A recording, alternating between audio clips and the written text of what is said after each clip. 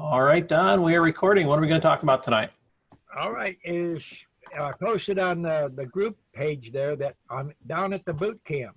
So if we lose signal, I'm sorry ahead of time, but I'm trying to see how things are going to work here. We had classes Friday and Saturday, and today we had quite a few people here, and I posted that video. It was a short one to get it up as quick as I could. Basically to show people right off the street, show them how to graft. I've had 3 people down here that never grafted, and within 10 minutes they was grafting. So it gets down to basically a little skill there, but you don't have to buy nothing fancy. We done steel grafting, we done the Chinese, we done the needle, we done several different ways. So you don't have to spend a lot of money on that. And if you don't think you can graft and you're buying clean, you need to give that a second thought, because I posted that on my page there where you can sit down for $100 and take a class, and it lasts you 2 or 3 hours, and you're going to do several bars of cells. And if you get 3 or 4 of them to take, you know, cleans are $35, class is $100. Now you learn to make those cups, and I've done a video on that. Those wax cups sell for 10 to 15 cents a piece. Now, if you're going to run mini nucs and you do 100 cells and you put those cells in, you could actually sell, out of that one box, you could sell 7 queens a week. But you're selling virgin queens at $15. A lot of people are looking to save money. And we have ripe cells here we sell on the weekends. You take a ripe cell, you put it in that mini nuc, and the next day, within 24 to 36 hours, the queen is out. As soon as she's out, you can cage her, you can sell her as a virgin. That means $15 for a virgin. Now, if you want to wait 7 to 10 days and see eggs, now you've got a laying queen. If you want to put them in a 5-frame box and watch them lay a full 5-frame deep, now you have what we call a tested queen. It's worth $50 to $60. And if you want to lay 5 frames up almost wall to wall, then you have a proven breeder queen, which is what I call. If they're not missing many holes, I sell them as breeder queens. But I'll tell you ahead of time, just buying a fancy queen doesn't make you no more of a better beekeeper, unless you're wanting to redo your stock or improve it. Buy what we call production queens. It's a queen that's laying. You put it in your box. It's already made it. It's going to start laying. The virgin queen, there's a 50% chance that it might not come back. It's like gambling. Sometimes you can put 100 virgins in and get 100 returns. So those are things too to think about if you're going to get into doing this grafting. Now, as far as grafting, you can sit down there in 10 minutes and do 300 to 400 queens. Put them in an incubator like I showed on the video, and we sell cells that are ripe for $5. Now, you sit there in 10 minutes and do 100. It don't take a genius to figure out how much you can make on that. So there's a lot of market out there for these things, cells, grafting, and that type thing. And you don't have no competition out there. If you're selling honey, everybody on the block is cutting prices. They want to sell that quart of honey or that pint of honey. But no one's cutting prices on queens, cells, and that type stuff. So it's a market you should look at. Now, I know I got 2 or 3 new videos up there, and if you've seen them, you probably got questions. So let's get to those questions and start asking them. That's how you're going to learn. Those hands up, people. Get those hands up. I hear about the people's hands come up when I leave. That's about it. They wait until you go away, and then everybody's got questions. Patricia, go ahead. Hi, everybody. Well, my first thing is a comment. The first time I ever heard about you, Don, was I saw your video where you took and cut a strip off a frame and then mashed it with your thumb and made the queen cells. Right. I don't see eggs very well, so that for me was marvelous. I make queens that way now, and it works. Successful. It works. It's real simple, right. And it works. Right. When you're doing grafting, do you put royal jelly in your cells? We teach both ways. On the last 2 weekends, we primed the cells. And when you buy your royal jelly, buy it from a reputable people, and you have to keep it in the refrigerator. And you're going to take a very small amount, like a little pill bottle, and put maybe a half a teaspoon in there and cut it 50% with water. And then take a dowel rod and you dip it in there and then put it in your cells. I mean, you can prime out 300 cells in about less than 3 minutes. Where do you get the royal jelly? I don't like to put plugs out there, but the last that we bought, I bought too big of a container, and I bought it, I think, from Better Bee. Oh. And you have to keep it in the freezer, or it, won't go bad. Okay. If you get the smallest that they sell, like a 1 ounce or 2 ounce bottle, it's going to last you probably 5,000 to 6,000 queens. It'll last you at least 3 months. Which way do you think is most successful, dry or with royal jelly? Well, that's strictly on the beekeeper themselves. If you feed the bees really good, the young bees in there will make enough royal jelly that when you scoop them out, you'll get enough royal jelly. I mean, we've done it for years. We also have, that's basically what we call a dry press. You just bring the royal jelly that is in. But if you prime them extra royal jelly on your Chinese grafted needle and on the steel one, they will float off for a new beekeeper a lot easier. Mm-hmm. Okay. All right. Some people have trouble floating the larvae off. They flip them over, they drown the larva. You need to come take your class. But if you can't see, you got a way that works. And the way you mentioned by the strip, I did that when I had 2 older fellas come. We had some young guys there was grafting, and they said, that's all fine and good for you because you can see. So I asked him how many queens you want. He says, well, if we can get a half a dozen queens every couple of weeks, that's fine. So I took a box cutter and I did that strip and I showed him. He says, well, no one's ever showed me that. He says, Yeah. how's it going to work? It's extremely We come back successful. about 3 weeks later, and I thought he got the box of chocolates. I mean, he was thrilled. He says, I got over 50%. Yeah. Yep. It works really well. It's easy, and I don't have to worry about if I saw the eggs or if I flipped them over or anything. It works real well. Real simple. Yeah. Real simple. It's very cost effective. I mean, you don't have to buy nothing special. That's all. Okay. Anybody else got a good question? Let's see. We got Jay Gilmer. Go ahead, Jay. Go ahead, Jay. Hey, Don, you doing all right tonight? On your queen cells and stuff, do you have enough drones flying now? I know you're at the southern place, but at your northern place, are there enough drones flying to queens? This is my southern yard. I'm about 3 weeks to 4 weeks ahead of where I live at the edge of the mountains up there. But I've already mentioned on other chats about these grafting and making queens.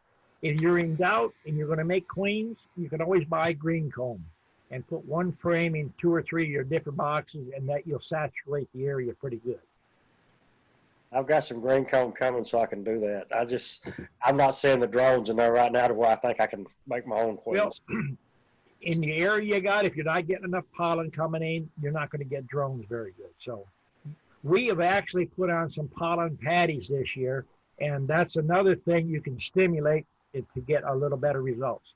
Now, what we're doing is we're buying pre-made patties, and what we're doing is taking them and dividing them 8 ways. We take a little knife and cut them. So we got little small blocks, and that also helps keep down the beetle population. If you put a big patty in there, your hive is not strong enough, you're going to populate real quick with beetles. You want to consume pollen patties or even pollen dust. You want them to consume it fairly quick. I know from the past you'd said not to put a lot of pollen patties in there. I try not to promote it because the average person thinks 1 drop of an oil in something is going to be good. 30 drops is much better. The same thing with pollen patties. A teaspoonful works good, but a pound is better. That's the philosophy. Okay. Okay. Thank you. Okay, over to Dennis. Go ahead, Dennis. Hey, Don, do you bring your raw jelly up to room temperature, or you warm it up before you do it? I should have mentioned that. We keep it in the refrigerator, but we let it sit there for about a half an hour, or you can put it in your hand and walk around when you're getting other stuff ready. Because you're basically in a little pill bottle, you're only going to have about a tablespoonful in there. And a tablespoon of material in your hand will warm up fairly quick. Okay, that's what I was wanting to know. I thought Just got so. to mix more than you're going to use. Okay. Thank you. Okay? Okay, over to Patrick. Go ahead, Patrick. Hey, Don, how do you get your mini mating nukes to draw them out into 5-frame nukes? Well, you can do it several ways. One of the easiest ways is take a 5-frame medium, put you a crossbar halfway. That way, 2 mini frames put together endwise makes one standard frame. That way, you could put that over a 5-frame box.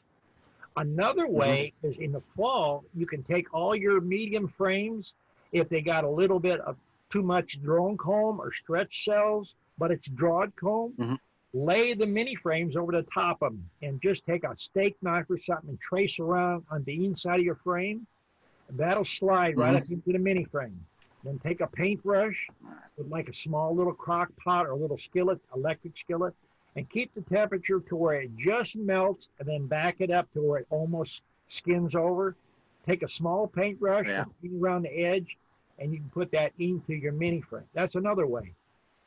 And then what we do is we put a frame of foundation, not foundation, a starter strip of foundation next to that. And then we put our cup of beads in it. And then once they start to draw it out with the queen cell, they'll draw that out. And we usually give them 24 hours, and then we drop the 3rd framing.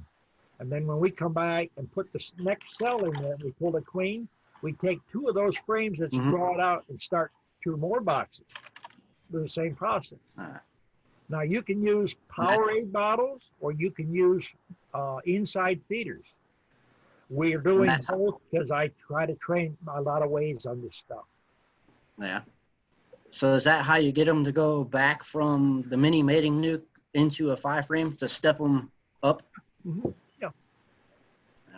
You'll hear me a lot of times when I'm telling you something on raising queens or anything. There's always more than one way to do something.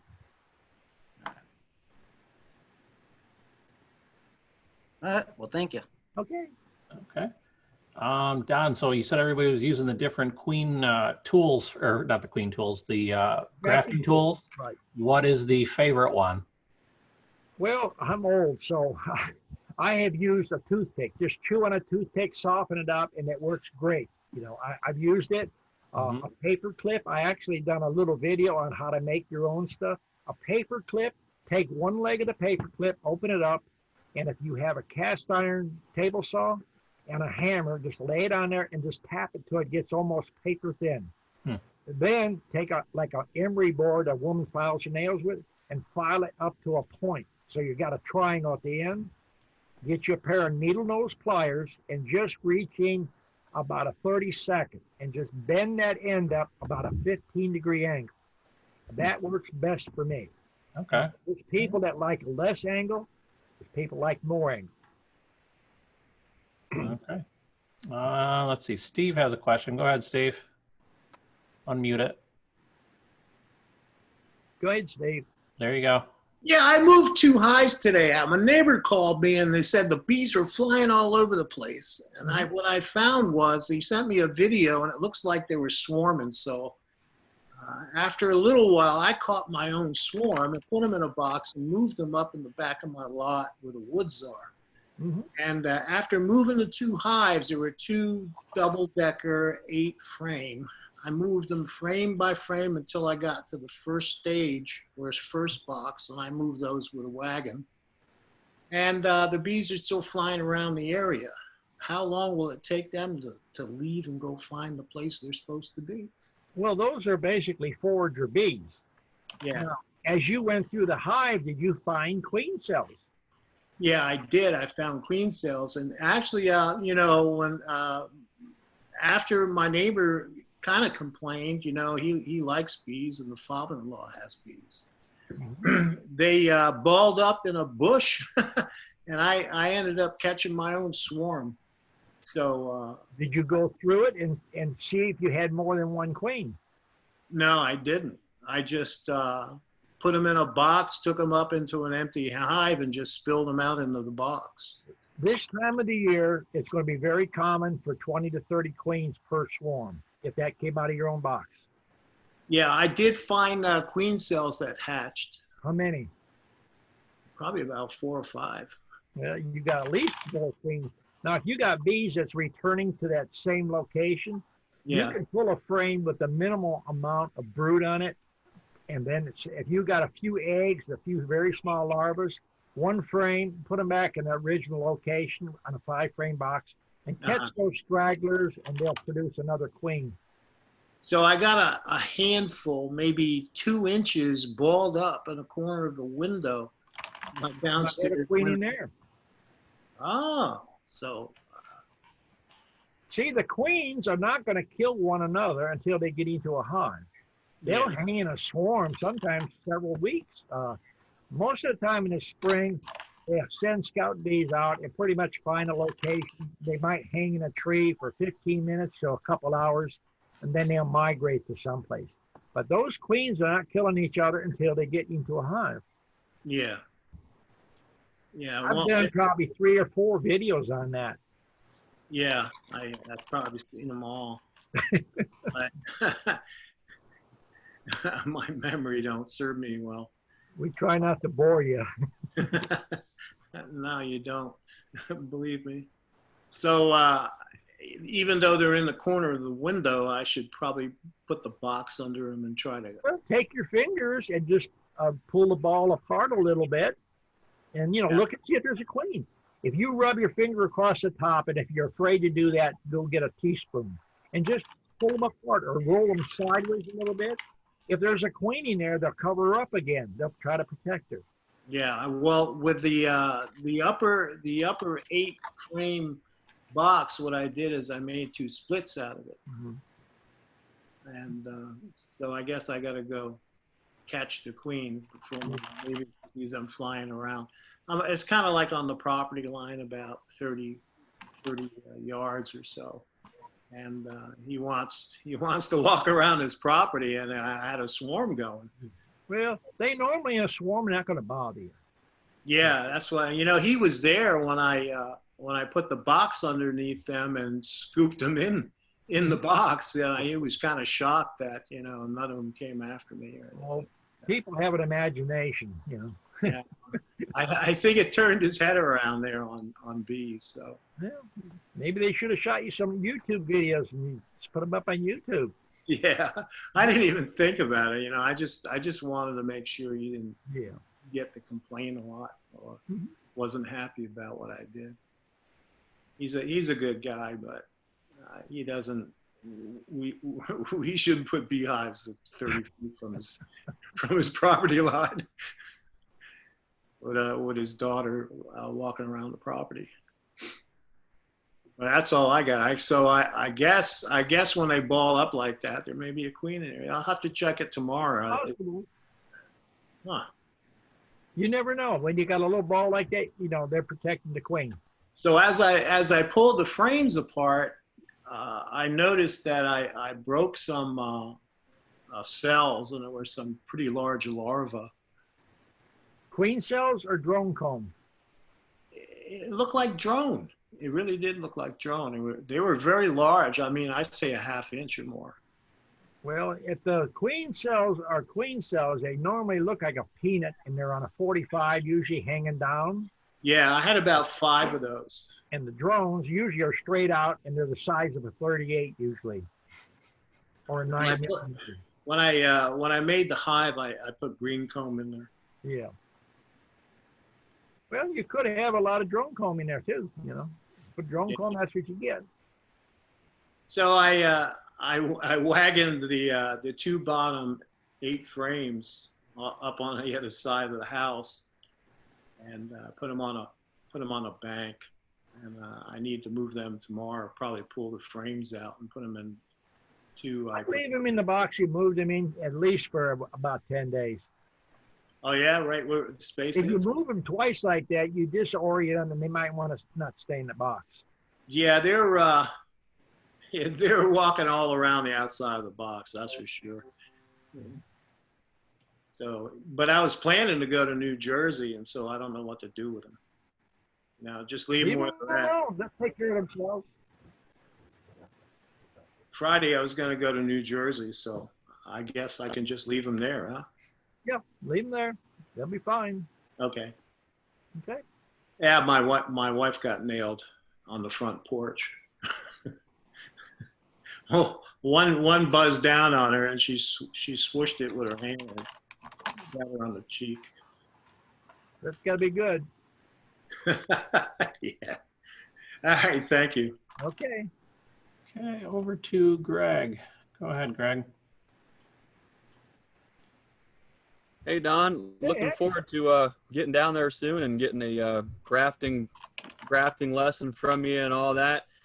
There's a bunch of craziness seeming like going on right now, and I would assume most beekeepers are probably pretty prepared, but if you are looking to feed dry sugar, at least here in Ohio, it's becoming ridiculous to try to find some. So if you're in a position to where you haven't bought that yet, and you're going to be feeding bees, you might put that on your list to do pretty quick there. I was lined up to go buy a tote of fructose 55, and I called up there to schedule it, and I hadn't been there. This will be my first time up there. And they said if I hadn't been there in the last 2 weeks, that they're scanning all the people coming in and coming out. I mean, some of this stuff is just getting just downright silly up here. So just a reminder, by the time this gets to YouTube, it's going to be a week later from now. So this might not even help, but for folks listening tonight, keep that in mind as far as the dry sugar. I had a question for you though, Don. It seems like I got in tune with your style of common sense beekeeping only a few years into me starting. So I did lose a bunch of money trying to figure things out before all that. And so luckily you caught my learning curve before I had learned too many things the hard way. So a lot of the things that I've learned from you just seem like regular beekeeping things until you get out on the internet and you see everyone else's opinion on things. Well, And especially this time of year when it comes to splits. I don't remember ever seeing over the last couple of years some of these opinions, but I'm sure there's folks listening that are probably as confused as I am when you see what's the observations in your own yard, in your own hives, and you're making splits and lots of them and lots of queens. You have a pretty decent grasp of the biology of the bee and what it takes to make bees. What I keep seeing over and over and over again is folks saying, absolutely do not wait to make a split until you have a capped queen cell. It's already too late. The queen has already flown the coop. That's just not true. I mean, at least in my case, if that were the case, there's hundreds and hundreds of nucs and queens that would have never have been made or found if that was the case. Do you see anything like that, Don? And what's your opinion on that? well, I mean, I hit opinions here all the time, and I try to tell people, I don't want to stand out here and toot my horn all day. People get tired of hearing that. But if you're going to take advice from someone, it makes more sense to listen to someone who makes a living at what they do, not somebody that's got 4 hives, writes books, and won't talk to you about, details in bees. I'll get back to you. There's people that can reference anything you want to reference. I walk, talk, sleep, and dream the stuff. So, I've been in it, and I tell people all the time, I don't know everything. I learn things all the time. So, it's a trial and error in your area, what works and what don't work. A good example, Victor brought up something today at the Queen class, and he says, when we first started, we had 7 hives. And people said, you can't do this, you can't do that. And see, 1 year later, he says, we run over 250 hives. Just listening to what my suggestions are. You don't have to take them. At least be open-minded about it. That's why I keep telling people there's always more ways to skin a cat.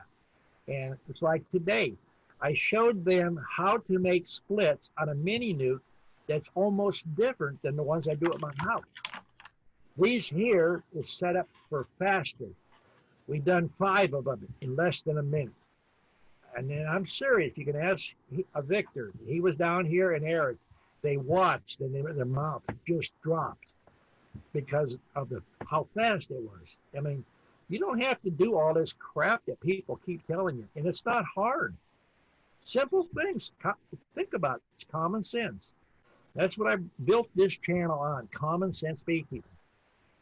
Seems like common sense is escaping most folks out there, beekeepers and out in the world there. But these folks say you can't make a split with a capped queen cell, and then in the same breath they say you can't make a walk-away split because it's an emergency cell and it's this kind of cell, and this cell is too high up on the frame or it's too low on the frame and it's a inferior queen. And then so you ask them, what's your mechanism to make splits and to have growth in your bee yard?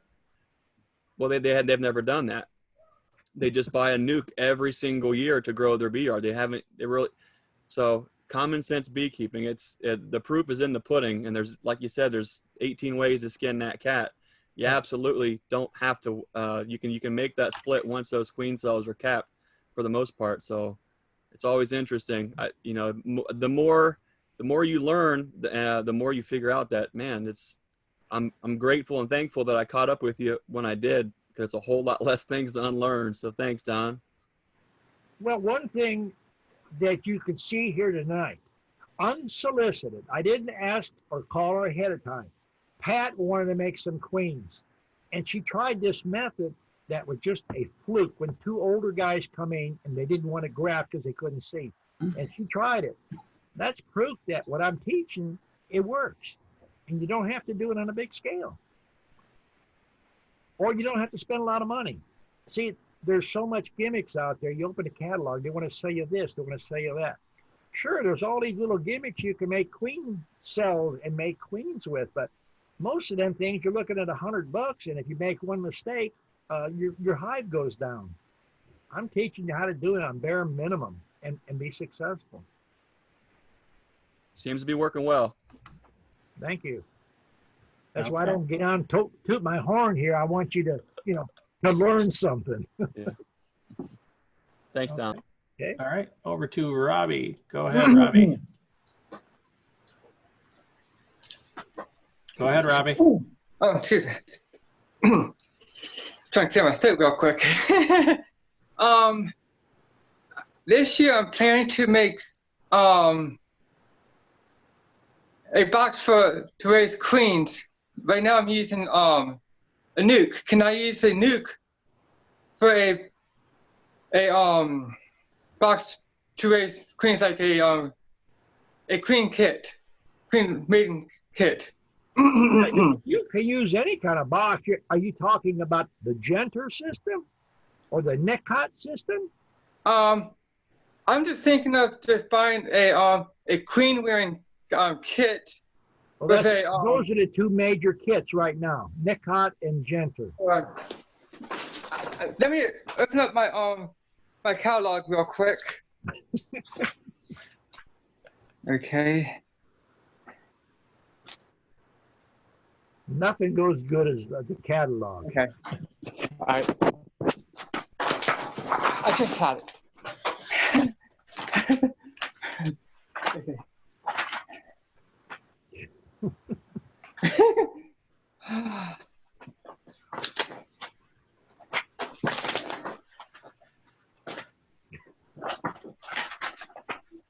Robbie, do you want us to come back to you? Got it. Okay.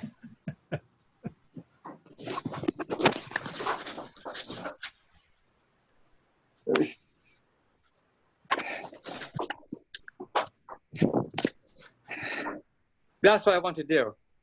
Can't see it. Now? That looks like the NICOT system from what I can see, if anybody else knows. Yeah, it probably looks like it. Yeah. I don't have very good experience with that personally, so if anybody else wants to chime in, I know Don doesn't use that system. I have got that system. I got the Necot system for demonstration purpose. I got a pack of paramycin that expired 20 years ago. I use it as demonstration. I mean, Do you like that? Do you like that system of that picture I just showed you? Did you see the video I put up with the cells and their grafting? Today's? That kit that you're looking at right there, Yeah. take the same amount of money and make 10,000 cells. That system you got there, unless somebody is actually showing you how to do it, you're lucky to get 1 or 2 cells to take. Really? You still have to have the principles of making queens. They don't tell you about getting your cell builder ready. They don't tell you about a finisher. They don't tell you about breeding. There's no kit that's going to do all this for you. If you want a kit that does it all, you pick up the phone, you call your local breeder, and you order you some bees. Your money ahead. Okay. I ordered bees in February, and my goal is to have 1 box just to raise queens. That's my goal. How many hives do you have now? Right this minute, my 2 hives I had died from moisture buildup, and I made a vent hole bigger. Okay, if you have 2 hives, you need 1 as a finisher. You need 1 as a starter. Those hives need to be packed with bees, or Okay. you're wasting your time. If you haven't ordered the kit, save your money. Now, those other people can chime in and give you their experience, but you're not going to draw that kit there with a weak hive. You might get 1 or 3 cells to take. They're going to be inferior queens. You need a hive that is packed with bees so you get good feeding on those queens, or they won't develop. There's no shortcut to make queens. If there was, everybody out there would be making queens. So I guess I should make a timing box, huh? What you need to do is take those 2 hives and put the feed to them. If you have to put 2 feed jars on it, and feed them heavy. Let the bees do what they want to do. What does the bees do? 2 things. They multiply, store honey, right? Right. When they get crowded or overpopulated, they make queen cells. Now, see, once they make the queen cells, you save all that money for that kit. You cut the cell out, you put it in another box with some bees. You got another hive. Right. All right. That's the best thing I can tell you. You could. My goal is just have 1 hive just to raise queens. That's my goal this year. That's my goal. What happens if you make a mistake? Then you lost that hive. Right? That's what you have to plan. You could lose that hive. See, on cell builders out here behind the house, we got 18 cell builders right now and 2,500 cells on cooking right now. So if we lost half of them, we still got backup. But you got 1 hive. If you do 1 thing wrong, or if the cold weather hits you, you're back to nothing. That's what you need to think about. Yeah. Robbie, I would just watch Don's videos. Don's got a couple of good videos on feeding them, and so does Greg on feeding them heavy and then letting them raise their own bees, their own queens, and then you can do a split off of that. I wouldn't try doing the NICOT system with just two nukes and that's it. Okay. Okay? Okay. All right. And over to Frank. Go ahead, Frank. I've got a place that I put out a pan with some sugar syrup in it, and I was planting my oats over there so I could observe it for about 3 days. Not 1 bee showed up. They have found some African bees in our county here a while back, and I was trying to get a place I could raise my queens starting off for myself, and so that they won't cross with wild bees. And since no bees showed up for that for 3 days, and there's, Western Oklahoma, we don't hardly have that many trees in the first place, and there are no trees except cedar trees that they don't hardly ever use, eastern red cedars within about 3 miles there. And I was wondering if that would be a good place to put my queen yard. If you got an area where you have Africanized bees, if you're going to use the bees yourself, then go ahead and do it. But if you're going to plan on selling them to anybody, you don't want to get that genetic started, because I made a video and talked about it on a chat even probably 5-10 years ago. If you can buy bees from everybody, everybody makes all kinds of claims. If you can't work the bees, you ain't got no good deal, even if it's half price or free. And once you get genetics in your bee yard, have got any kind of 5 to 10% Africanized bees, it's going to take you years to work it out. So it's I'm like getting a plague. Stay away from it. Or I'm put getting the some bees in queens an area where you're safer. I'm getting some queens from you and a couple of your bee people to do the start for the seed stock. Well, see, if you're buying queens that's already mated, more than likely they're not going to go out and remate. Well, I'm talking about my queens that I developed from those hives, from those queens. If that spot, since no bees seems to be around there, if I'm very likely getting crossed over if I have plenty of drones in that area. Well, the Africanized bees, if they're anywhere near western Oklahoma, the problem with Africanized bees is they make small clusters. They swarm a lot more, so they swarming and moving more. So you could be clear today, and maybe in 2 months you can have some there. And it don't take but 1 or 2 African drones to mate with your gentle stock, and then you got that genetics working there. So the thing to do is periodically pull samples and have them check them. Well, you can check them or stick your hand out there and see how aggressive they are. I mean, that's one way. What'd you say? Stick your hand out there and see if they're aggressive. Oh, yeah. I mean, if you can work a hive basically with, maybe a veil on and no gloves in that, and you're working pretty good, then I don't think you have much Africanized. But if you wear a bee suit with gloves and you hear them pepper in your veil, then I would have them checked definitely.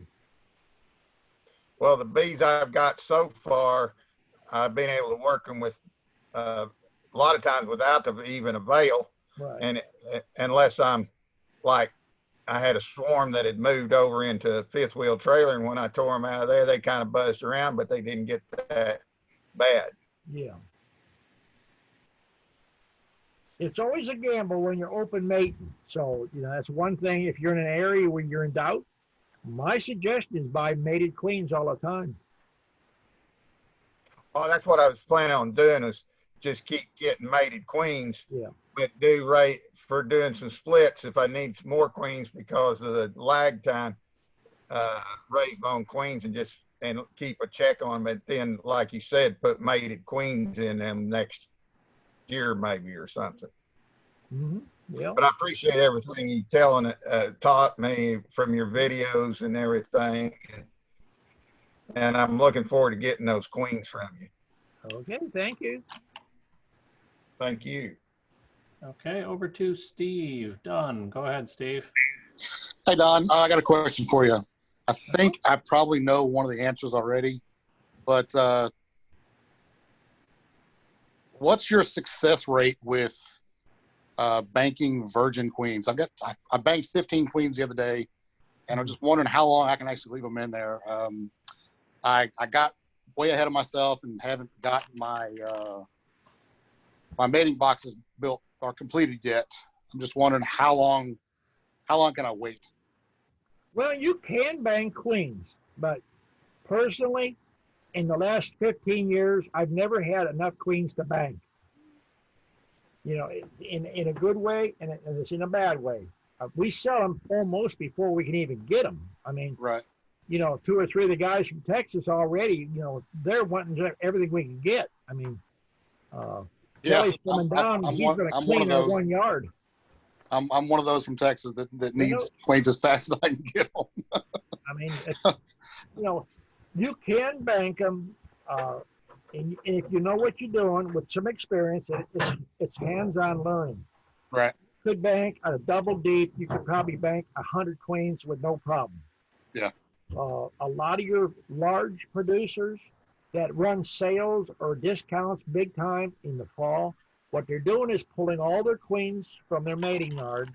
They're banking them, And that way they're the first ones out of the gate in the spring. So they got markup, and once you bank a queen, in my opinion, I don't think they're as good as, catch them and then put them in.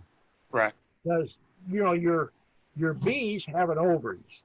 And if you stop the queen from laying, you stop the ovaries, and it might take a while to restart. Sometimes it don't restart. People used that method many years ago to cause the bees to make queen cells. Right. Cage the queen in the hive and let them start making cells for reproducing. Okay. Yeah, I knew you were going to tell me why am I doing this without having boxes ready yet, but I got ahead of myself. Well, I mean, it can. Usually, we're running behind all the time. We have not had an excess of bees probably in the last 10 years. Right. Yeah, Right I now, think ever since I came Stevie's back from probably got everything he can make sold until probably the end of June right now. right. I think ever since taking your class last year, it's just been nuts selling bees here, and Texas is just crazy. Mm-hmm. You can Thanks, put I appreciate it. in the box and sell them in Texas. Yep. Thanks, Don. Okay. A good success story there. Okay, over to Lonnie. Go ahead, Lonnie. Yes. Question I have for you is on a wax mill. Problem I'm running into, of course, is foundation. Mm-hmm. It's expensive, and when you need about 1,000 of them, you start looking at wax mill. Mm-hmm. So my question is, wax mills, on the different ones, you have plastic, you have metal, you'd have different models. I wanted to get your idea on what's the best there, and also an idea on, how many pieces of foundation per, say, pound of wax can you make? That depends on you, and it depends on the wax mill. I can take the same wax mill, and I can run 7 to 8 sheets to the pound for deep. Or by running the temperature of my wax up and making it hotter, I can run 14 to maybe 16 sheets for mediums, Or if I want to make cut comb, I turn the temperature up a lot hotter, and it's going to take so thin. I mean, you can make up to about 20 to 22 sheets, and it's almost like you can read paper through, but it's hard to mount. Okay. You can do that. Now, there's a lot of people selling wax mills. You've got to figure out what you want to do. If you're going to run as chemical free as possible, then your small cell 4.9 has the biggest advantage. And you get more bees on a piece of frame. You're getting approximately 22% more because the cell size is smaller. I assume less. I was just going to say, I assume with plastic, that doesn't last as long as metal. No, it does. See, typical people come to the place up, where I'm selling mills out of my house. They look at a wax mill. Here's a plastic one, and here's a metal one. Their thinking is the metal one will last longer. That white, milky plastic is high-speed gear material. I forget what exactly they call it, but they use it in gears for timing gears and things. It will not wear out. But it's just the idea. People think metal's better, which I sold all the plastic mills that I'm going to do. That was the main reason I stopped selling them. I sell standard metal ones, and I train on it free. And, there's people that sell wax mills, and there's no company that I know that sells you a wax mill with directions. And if you don't know how to run them, you'll spend days to get them working right. And if you do buy one, the only thing I can tell you is if it's not set properly, it's like timing gears on a car. The cell sits over the top of the bottom cell, and there's timing on the side of that mill. If you rotate it one bit, you advance it and retard it. If you get that off, you're slicing the bottom cell almost in half. So I've had people bring mills that they bought other people from, and I charge $100 a day, and it's 3 hours usually setting them up and getting them back out. So if you buy one, leave the adjustments alone and hope they're right. All right, I won't take it apart. No, you don't have to take it apart. You don't mess with the adjustments. Okay, thank you. Okay. Let's see. Robbie, Greg had some comments for you on the NICOT system. So I'm going to open Greg up here. Go ahead, Greg. Hey, Robbie, on that NICOT system, I had the absolute epic fail on that. And I think about the same time I thought I was winning with it, I think old Dennis Crutchfield there was also trying it. And I thought he was winning about the same time too. And I'm not sure it worked out so good for him either. I'm kind of frugal or cheap, as my wife says.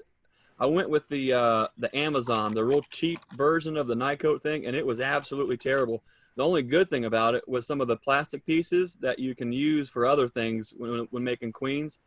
But that system itself, I mean, we're a small outfit. We only really run around 200 hives or so, maybe a little bit more than that this year.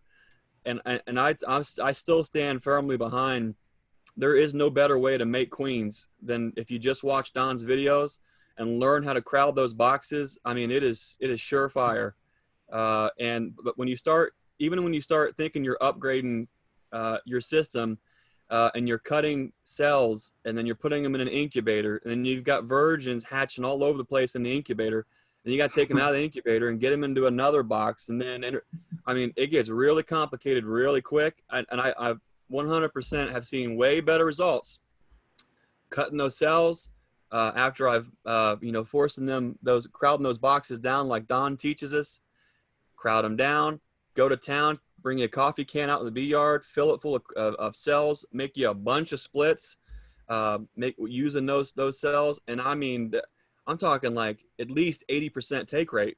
When you go the other way and you start fooling with the incubator or the NICOT and everything else, it's like everything, it's a matter of context and a matter of scale. And a lot of those things are kind of difficult to figure out where you are with those until you get some experience. But we're learning how to graft, and we can make a bunch of queens, but it's like, okay, well, that's cool, but it's a high speed dragster that we can get in there, we can tune up, we can go on down the road, but it still hardly fits our context at a couple hundred hives.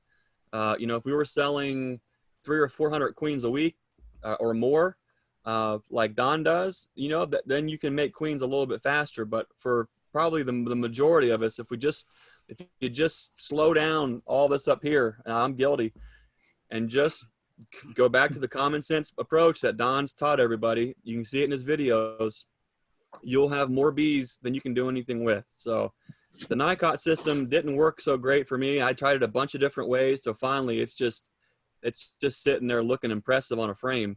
And it's only impressive to folks who don't know what in the add. So. Okay. Thank you, Greg. Robbie, does that answer your question a little bit? Yes. Yeah. And you had another one, or? One quick question is, today I went ordered some bag of sugar, 25-pound bag for $36. Is that high, average? A 25-pound bag? That's very high, I think. Seems pretty high. Where'd you get it from, Robbie? 25-pound bags, I think, are about $7 to $9. Walmart.com. I know they're starting to raise prices. I think Greg just posted something about that earlier today. You want to comment, Greg?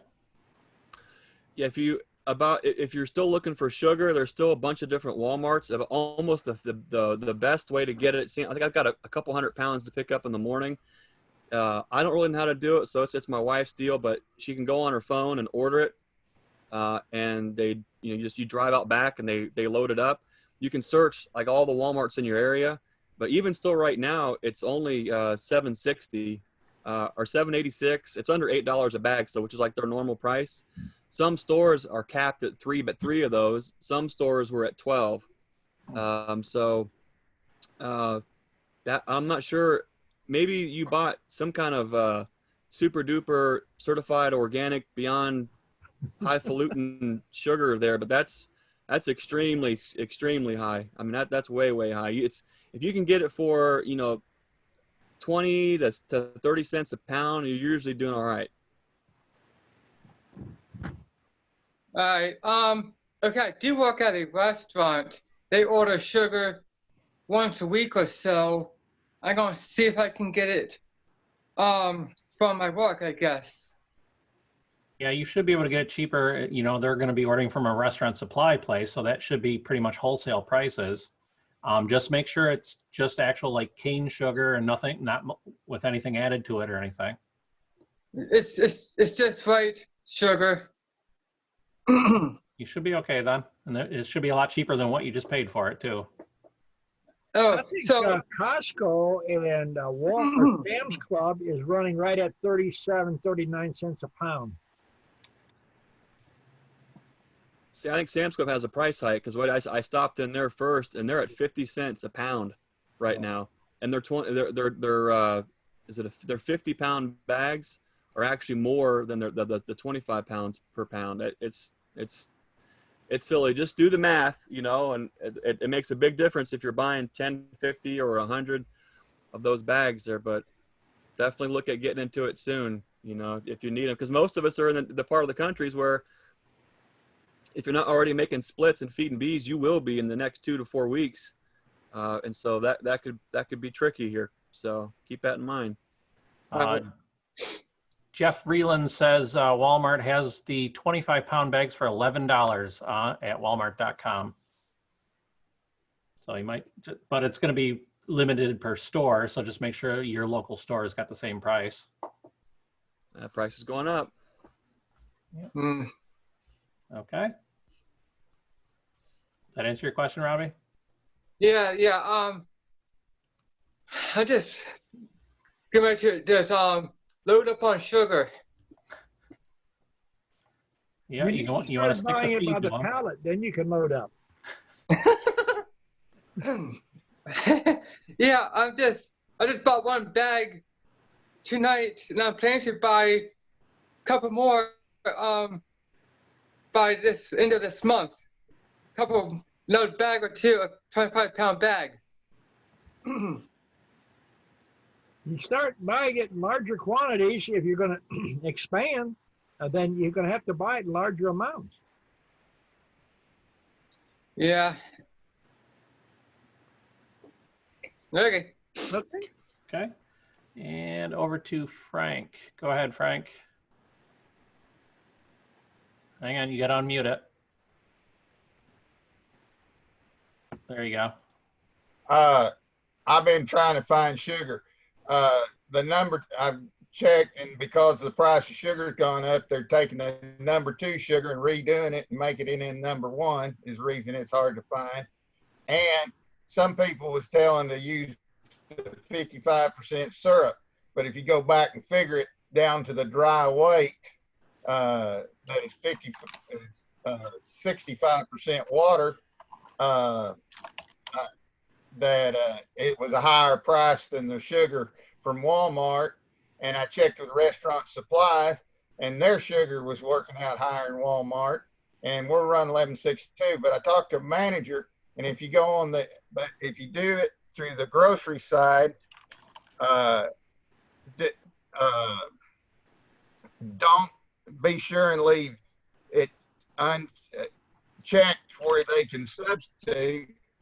At the same, they'll give you, if they run out of 25 pounds, if you order like 8, it shows that they had available, you order it and put it on there. But if they've got it, because of the Corona deal, but 3 stores that we had within 60 miles of me, all of them had not even, one of them had about 10 sacks of 4-pounders, and that was it.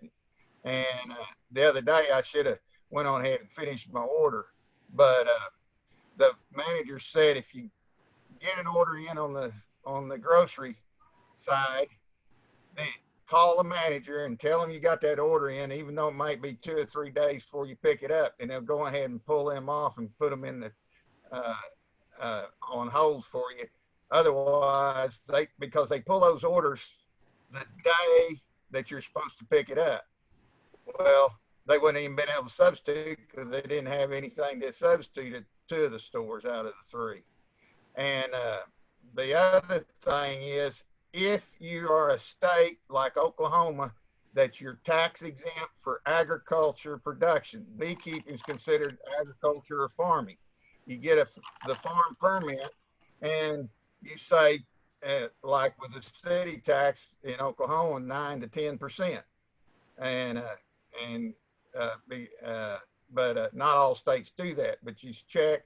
But what you got to do is there's you go on walmart.com/tax exemption, and it'll go through the process. If you have the permit, you put your permit number in and everything. If you're going to the store and buying it, you take the permit in and they give you a little card with your own private number, and you can use it at that store or any Walmart store within your state.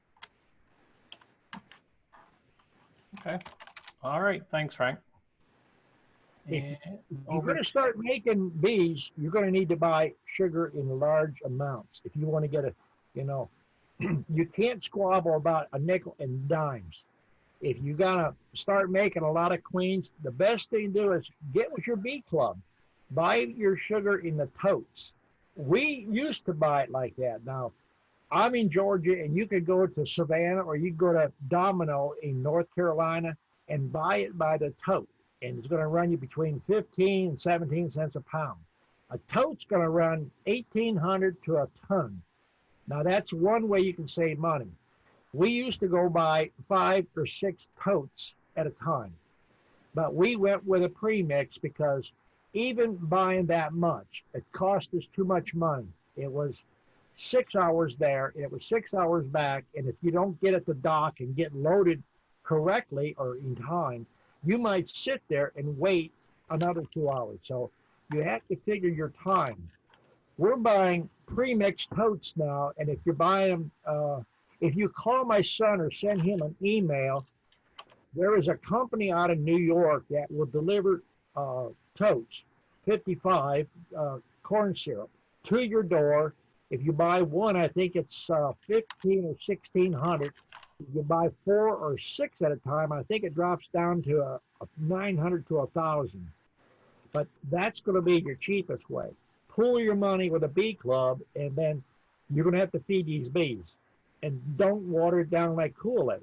Bees that are fed thicker is going to produce more. So bees have to have a certain amount of sugar. If you put them on a diet, you're going to lose bees. You know, that's the whole thing. And then the next thing is if you're in an area north of the Mason-Dixon line, if your temperature drops too much and you're feeding diluted down sugar too much, your moisture content inside the hive goes so high and the temperature drops on you, you're going to get a lot of moisture and die out that way. So there's several things to think about when you're buying this sugar. Okay, I think that is it. If anybody else has any other questions, get those hands up. Justin, did you still have a question? Go ahead. Yes, I didn't really have a question. You just cut out. Can you hear me? Now we can, yep. All right. So I kind of became friends with the grocery manager at the local Walmart here, and I was able to get them to match the pricing on the 25-pound bags when they're low. So I would just say, hey, you know, I need 80 bags of, you know, 80 10-pound bags or whatever the case, and they'd match the price for me since I was buying so much. So that's it's always good to get friends with the grocery manager. So good idea. Thanks. All right. If nobody else has any other questions, then that will be it for tonight. So everyone stay safe and wash your hands. And thank you, Don. Thank you, everyone. See you in 2 weeks. All right. Thanks for watching. We'll see you in 2 weeks. And stick around for the after chat if you want to. Greg's going to stick around and do that for a little bit.